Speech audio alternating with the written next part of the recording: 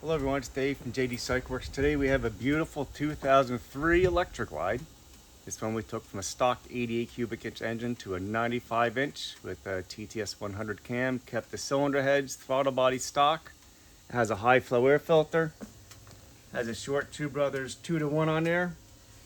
We're using a Thunder Max to run the programming on it. Let's show you how this thing did. Nice mild upgrade. And this thing here rolled in at 83 foot-pounds of torque. Now it's at 106, 73 horsepower. Now it's at 92. This is stock heads on an 03. This is a small port, guys. Check out this torque curve.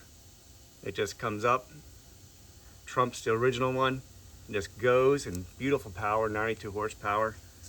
So this is a real nice little upgrade to you twin cam guys that don't want to get crazy, just want to update their older bike and keep it rolling down the highways.